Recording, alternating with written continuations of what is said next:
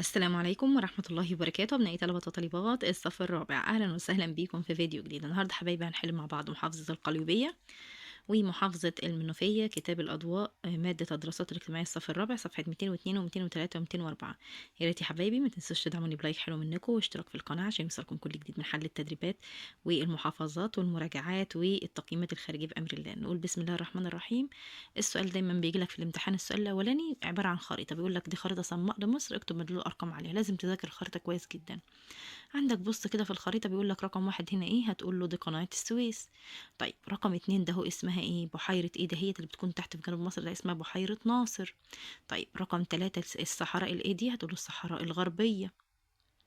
طيب رقم أربعة محافظة الإسكندرية. رقم خمسة دهيت هتقول له شبه جزيرة سيناء. خلاص يا حبايبي. طيب بيقول لك هنا دلل على صحة العبارة. بتمثل الخريطة أهمية بالنسبة للفلاح، هتقول له بيستخدمها في تحديد ملكيته للأرض الزراعية أهي. يستخدمها في تحديد ملكيته للأرض الزراعية. اكتب تفسير لتلوين منطقة جنوب غرب مصر باللون البني. هتقوله بسبب وجود جبل العوينات. طبعا الجبال على الخريطة بتلون باللون البني. هتقوله بسبب وجود جبل العوينات، فاللون البني بيدل على الأراضي الأكثر ارتفاعا. خلاص حبايبي. صح وخطأ. بتقع مصر في شمال شرق قارة آسيا. خطأ، هي في قارة إفريقيا مش آسيا، في الركن الشمالي الشرقي لقارة إفريقيا. معرفة المناخ بتساعدنا على اتخاذ بعض القرارات اليومية. لا خطأ، مش المناخ، الطقس. الطقس يا شباب هو اللي وصف حالة الجو فترة زمنية قصيرة، يوم أو أسبوع أو شهر. وهنا هو بيقولك يوم، يبقى إيه طقس. يؤدي الإسراف في استخدام المبيدات الحشرية إلى تلوث التربة. تقوله صح. محافظة الوادي الجديد من محافظات الحدود. صح. طب إيه هي محافظات الحدود؟ خمسة، اللي هي إيه؟ شمال سيناء، جنوب سيناء، عندك محافظة مطروح، البحر الأحمر، الوادي الجديد. كل دي حبايبي واحنا بنراجع مع بعض كده 5 محافظات حدود، اللي هي ايه؟ شمال سيناء، جنوب سيناء، مطروح، البحر الاحمر، الوادي الجديد. كل دي محافظات الحدود الصحراويه. تقدم جميع البنوك خدمات ماليه متنوعه. صح. تستخدم الاقمار الصناعيه في التقاط الصور الجويه. اولا خطا، لان مش الاقمار الصناعيه اللي بنستخدمها في التقاط الصور الجويه، ده الطائرات هي اللي بنستخدمها في التقاط الصور الجويه. خلاص حبايبي. اكتب تفسير واحد لاحتفال محافظة القاهرة بعيدها القومي في السادس من يوليو. هتقول لأن اليوم اللي بيوافق وضع القائد حجر الصقلي لحجر الأساس لمدينة القاهرة، لأنه اليوم اللي بيوافق وضع القائد جوهر الصقلي حجر الأساس لمدينة القاهرة. طيب فسر وجود اللون الأبيض في علم مصر. هتقول له بيعبر عن السلام، بيعبر عن السلام. طيب اختر الإجابة الصحيحة. طبعا احنا معلش يا شباب عايزة أشرح لكم بس الألوان بتاعت علم مصر. اللون الأبيض بيدل على السلام، اللون الأحمر بيدل على دماء الشهداء والحروب، أما اللون الأسود بيدل على فترات الاستعمار التي تعرضت لها والظلم اللي تعرضت لها مصر. طيب والنسر بيدل على القوة. اختر الإجابة الصحيحة. بتنتشر الأراضي الزراعية في مصر فيها. هتقول له وادي النيل. تدخل الرمال السوداء في صناعة. هتقول له الخزف. طب أمال الرمال البيضاء بتدخل في صناعة إيه؟ هتقول له الزجاج. المورد الطبيعي الممتد الذي لا ينفذ باستخدام الإنسان له. هتقول له الشمس. قرية الحرانية مقصد الكثير من السياح لتميزها بصناعة النسيج. تم حفر قناة السويس. لا، تم حفر قناة تربط بين البحر الأحمر والمتوسط منذ القدم في عهد مين؟ هتقول في عهد سنوسرت الثالث، اللي هي قناة سيسوستريس. خلاص يا شباب.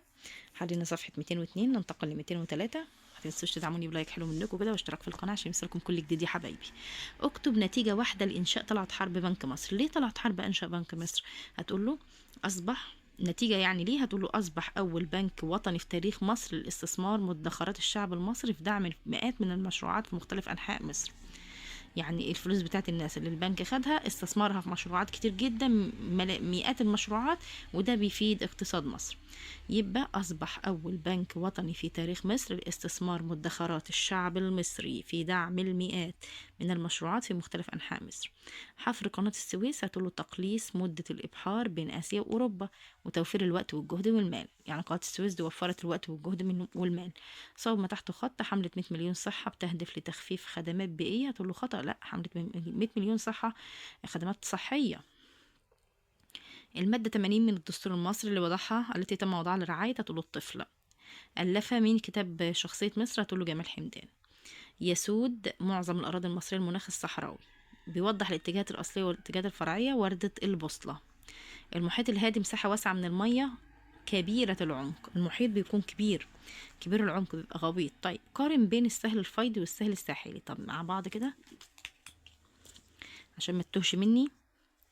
بالنسبة للسهل الفيضي التعريف بتاعه مساحة من الأرض، ها، وبتكون فين؟ على جانبي النيل اهي، انت شايفها اهي. السهل الفيضي عبارة عن ايه؟ هتقول له مساحة من الأرض مستوية قليلة الارتفاع بتتكون من رواسب الأنهار، مثل ايه؟ هتقول له الأراضي على جانبي النيل. طب السهل الساحلي هتقول له مساحة من الأرض مستوية بس على طول السواحل زي البحر الأحمر والبحر المتوسط، هو حتى احنا كاتبينها اهي. خلاص يلا حبايبي تاني مع بعض اهو. يعني ايه السهل الفيضي؟ اهو هتقول له مساحة من الأرض مستوية قليلة الارتفاع وتتكون من رواسب الأنهار مثل الأراضي على جانبي النيل. السهل الساحلي مساحة من الأرض مستوية على طول الساحل البحر الأحمر والبحر المتوسط. يلا محافظة المنوفية أمامك خريطة صماء لمصر، اكتب مدل الأرقام عليها. أول حاجة البحر المتوسط فوق أهو. يلا يا شباب، لا البحر الأحمر معذرة، هنا اللي في الشمال المتوسط، هنا البحر الأحمر، ده البحر الأحمر مش المتوسط. خلاص يبقى البحر ده ايه؟ رقم واحد البحر الأحمر. طب رقم اتنين بحيرة ناصر أكبر بحيرة المياه العذبة. طيب رقم اتنين هتقولوا نهر النيل، ده كله اسمه نهر النيل. رقم تلاتة نهر النيل. رقم أربعة قناة السويس. رقم خمسة الصحراء الشرقية هي حبايبي. ها. ورقم ستة منطقة زراعية هتقوله ايه؟ الدلتا اللي هي المثلث ده. خلاص طيب بما تفسر اذكر سبب واحد لأهمية الخريطة في حياتنا. هتقوله بتساعدنا في تحديد موقع الأماكن، تساعدنا في تحديد موقع الأماكن. خلاص يا أبطال، صح وخطأ. معرفة أحوال طقس محافظتك ده بيساعدك في تحديد نوع الملابس الواجب ارتداؤها. هتقوله صح. تقع مصر في الركن الشمالي الشرقي لقارة أفريقيا. صح.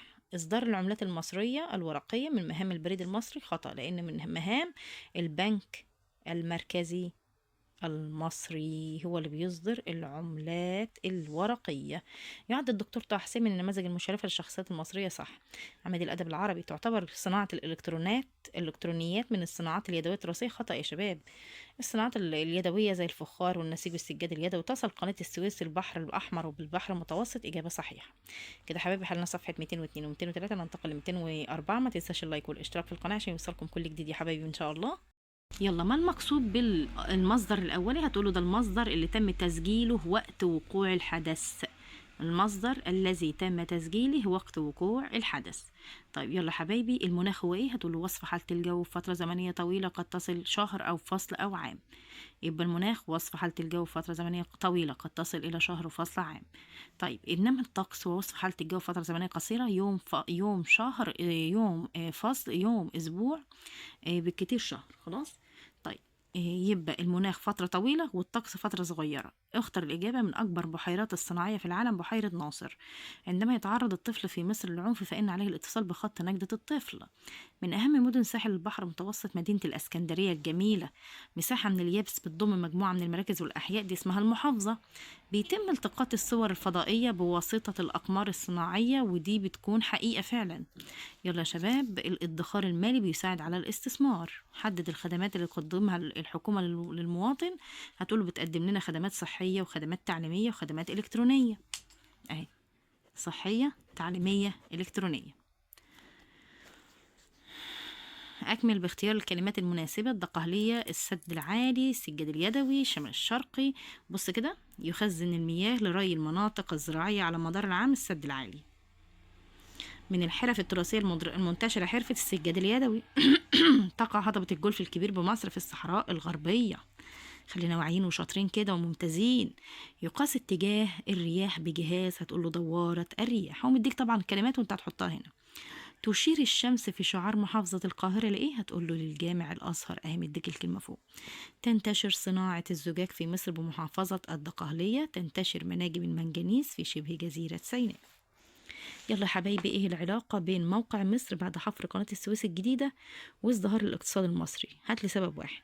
هتقول له ان بتساعد حفر قناة السويس الجديدة في زيادة أعداد السفن، بقت بتشيل سفن كتير وتوفر الوقت والجهد طبعا، وازدهار الاقتصاد المصري. يبقى بتساعد حفر قناة السويس الجديدة في زيادة أعداد السفن وتوفير الوقت والجهد وازدهار الاقتصاد المصري. كده حبايبي نكون وصلنا لنهاية الفيديو، ما تنسوش تدعموني بلايك واشتراك في القناة عشان يوصلكم كل جديد، محل المحافظات والتقييمات والكتب المدرسية وكمان الكتب الخارجية بأمر الله. أشوفكم على خير، ربنا ينجحكم جميعا يا رب. مع السلامة حبايبي.